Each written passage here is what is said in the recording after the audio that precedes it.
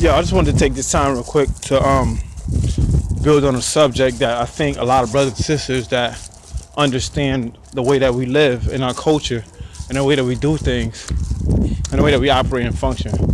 And one thing we don't advocate is homosexuality.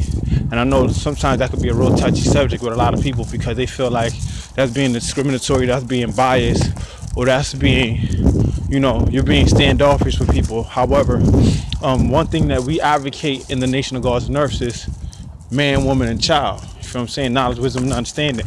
Because at the end of the day, when you look at it, right, would you want two men raising your daughter? Would you want two men raising your son? That can be two men that are homosexual raising your children. That can lead to a state of confusion for your child. Because at the end of the day, when you look at it, right, think about it. There's man and woman. You want for your daughter what you see in your father. You want for your son what you see in your mother, right? So how would it be that if you want, masculinity and strength from a man for your daughter, and you want nurturance and caregiving from your son from your mother, how can that be that if you're having two of the same genders in the same house that are homosexuals or lesbians, advocating that to your son or your daughter? That's going to leave your child in a state of confusion. And what ends up happening is that is not a behavior that's genetic or hereditary. That is a learned behavior based on environmental influence and peer pressure.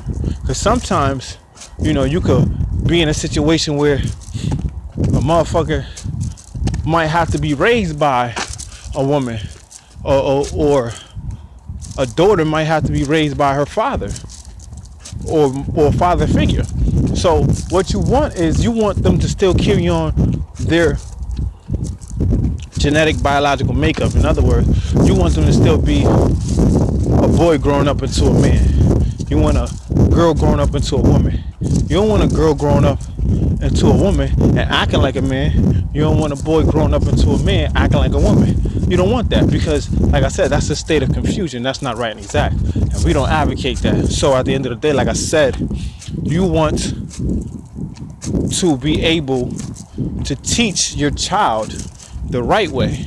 There's a scripture in the Bible that's in Proverbs 14:22 that says, train up a child in the way they should go, so when he's old, they will not depart from it. In other words, if you train a child to teach a child the right way, they're going to grow up the right way. But if you teach them the wrong way, they're going to grow up the wrong way, confused, baffled, and other things. So, like I said, you have to be very, very careful. Now, I'm not saying to shun people who are homosexuals or shun people who are lesbians because, maybe they might need somebody to talk to. Maybe they might be confused. You feel what I'm saying? But in the Nation of God and Earth, we just don't advocate that. We don't advocate that because that's just not the righteous way to go. That's not righteousness. That's actually wickedness. And I can honestly say that. You know what I'm saying? But that doesn't mean that you cannot speak or talk to somebody that is in that state, that's homosexual or that's lesbian. Because everybody needs a helping hand. You might be able to save a person's life and change a person's perspective on homosexuality or lesbianism because maybe they grew up in an environment where that's all that was advocated. You feel what I'm saying? And maybe they want to be able to understand the real aspect of who they are as a person. This is why knowledge itself is very, very imperative. That we be able to teach this the right way and help other people to facilitate this process so that way there won't be no loose ends or no strings that are, not tied, or there's no misconstrued information. So overall, like I said, we in the Nation of God and Earth, we don't advocate that. We're pro-righteous and anti-establishment, and that in itself can be establishment. Now, I'm not gonna lie, there can be some situations where, like I said, that's why knowledge itself is very imperative or important. That's why when you teach somebody, you have to teach them the right way, and there's a methodology and a way to do it. You know what I'm saying? You just don't teach anybody any old motherfucking thing and expect for them to walk around here understanding the science of what you're teaching them, because once you show them how to go about what you're teaching, then they can be able to manifest that in their daily ways and actions, because you could actually save somebody's life. So in the Nation of Gods and Earth, we don't advocate homosexuality or lesbianism. We just don't. But we don't shun them either. You know, you can still talk to them. You know, if they might ask you questions, hey, by all means, answer. But don't be like, well, I don't fuck with you because you're homo.